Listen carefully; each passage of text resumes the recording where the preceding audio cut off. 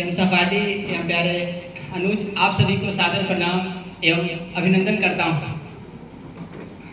साथियों, आज हम हिंदी और उर्दू के महान कथाकार मुंशी प्रेमचंद की जयंती को शुभ अवसर पर हम सभी एकत्रित हुए हैं।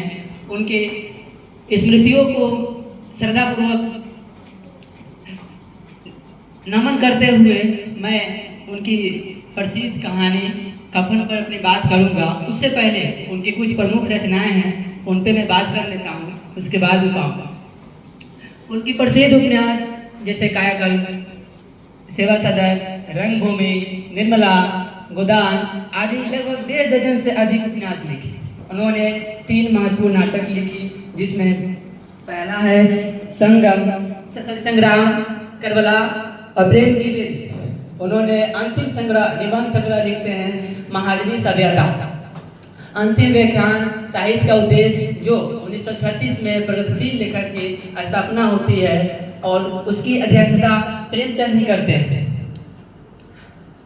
उन्होंने लगभग 300 से अधिक कहानियां लिखी, जिसमें उनकी चांद, माधुरी और सुधा में प्रकाशित होती रही।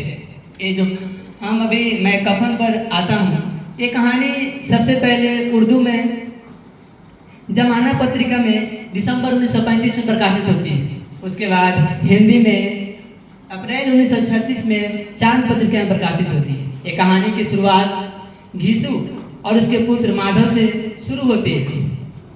देखते हैं कि घीसू और माधव अपने झोपड़ी के साथ आगे बैठे हुए हैं और झोपड़ी के अंदर बुधिया, जो प्रसव वेदना से पछाड़ कर रहे हैं, वो दोनों सुनते हैं उनकी आवाज़, लेकिन अनसुना करते हैं, उनको सहायता नहीं करते हैं और अंततः बुधिया की मृत्यु हो जाती है।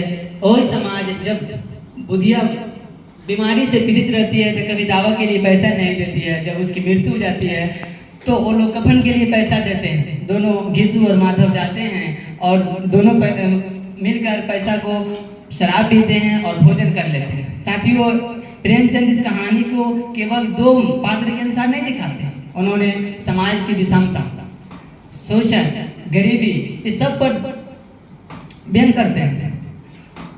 अब अगर नंद किशोर के शब्दों में इस कहानी को कहूँ तो कफन कहानी में प्रेमचंद समानती व्यवस्था के अलगाव और उनके परिणाम का चित्रण करते हैं। अलगाव के अनेक परिणाम हो सकते हैं, उनमें से एक है आम मानवीय करुणा, जिसमें प्रेमचंद वो घीसू और माधव के माध्यम से दिखाना चाहते हैं। अंत में मैं यही कहना चाहूँगा कि ये केवल कहानी ही नहीं बल्कि भारतीय समाज का एक यथार्थ चित्रण है, जिसमें समानता, अमानवीय सामाजिक विषमता के मानवीय गंभीरता से सोचने के लिए प्रेरित करते हैं। ये आज भी कहानी प्रासंगिक है और उस समय भी थी। आइए इनके जयंती के शुभ अवसर पर हम सभी उनके मानवता, समानता और सामाजिक न्याय के लिए उनके आदर्शों को अपने जीवन में अपनाने के लिए संकल्प लें। धन्यवाद।